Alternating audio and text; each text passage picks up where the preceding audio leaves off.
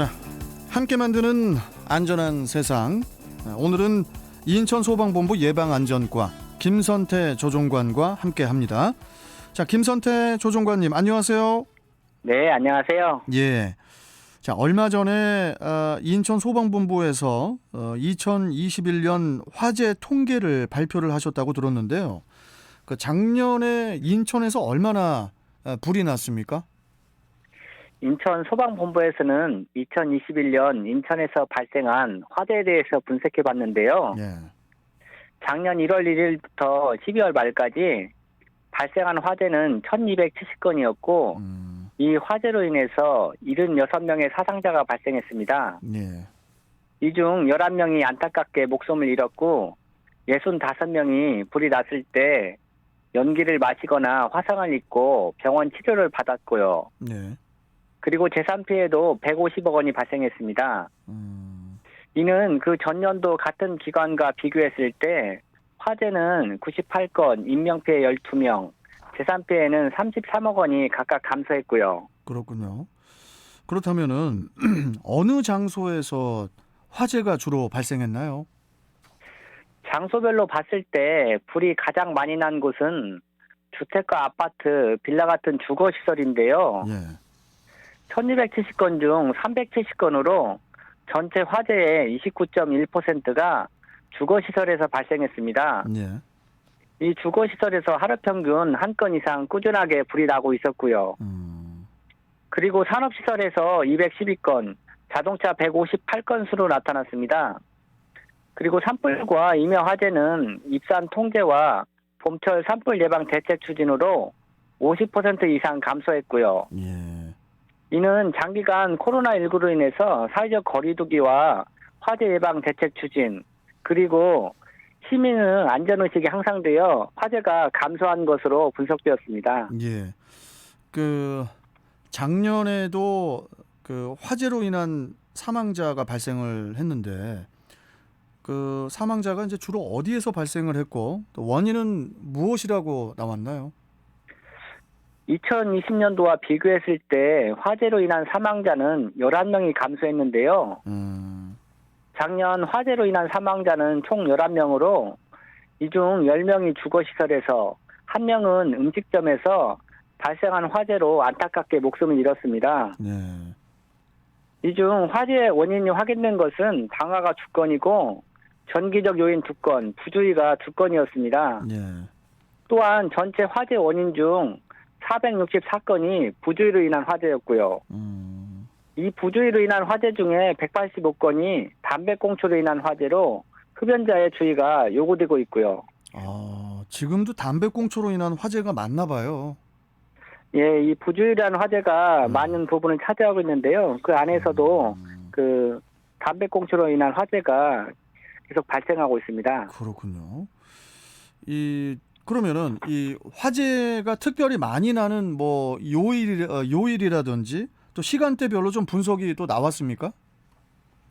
네. 요일별로 살펴봤을 때 목요일이 202건으로 가장 많았고요. 목요일이요? 네. 아, 그래요? 그 다음으로 월요일이 185건, 수요일이 178건 수로 나타났습니다.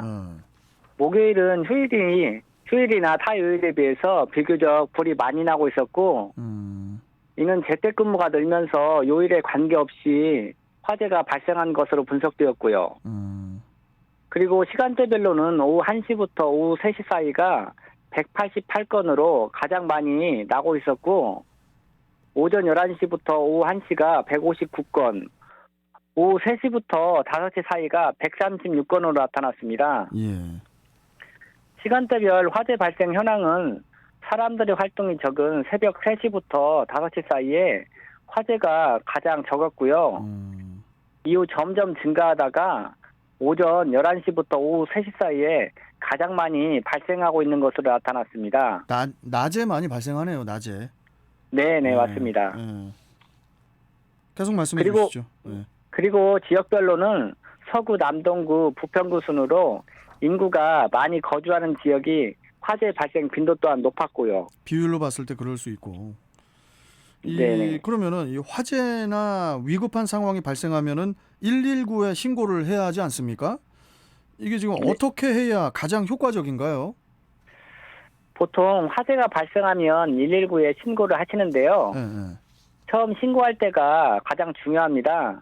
예, 당황해서 상호명만 말하는 경우가 가끔 있는데요.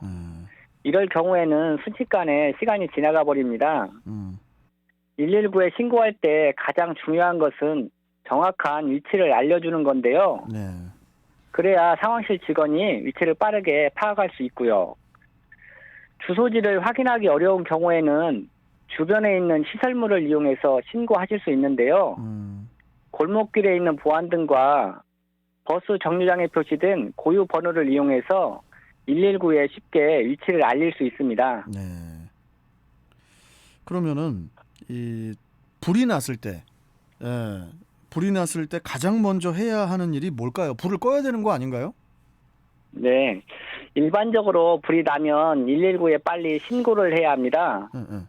그리고 소화기나 옥내 소화제를 이용해서 화재를 빨리 진압해야 한다고 알고 계시는데요. 예, 119에 빨리 신고하고 초기 진화도 중요하겠지만 예, 예. 가장 중요한 것은 인명피해를 막는 것입니다. 아, 그래서 소방청과 인천소방본부에서는 국민을 대상으로 하는 모든 안전교육에 불이 나면 진화나 신고보다 대피가 우선이 되어야 한다고 교육과 홍보를 하고 있는데요. 예, 소방청 자료에 따르면 최근 3년간 화재 발생 건수는 감소하는 추세지만 인명피해는 크게 감소되지 않는 것으로 나타나고 있습니다.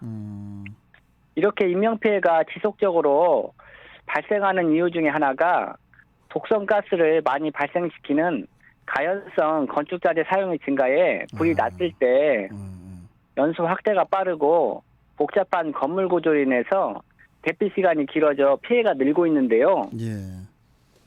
119 신고와 소화기 사용법도 매우 중요하지만 인명피해를 줄이기 위해서는 대피가 가장 최우선적으로 되어야 합니다. 예.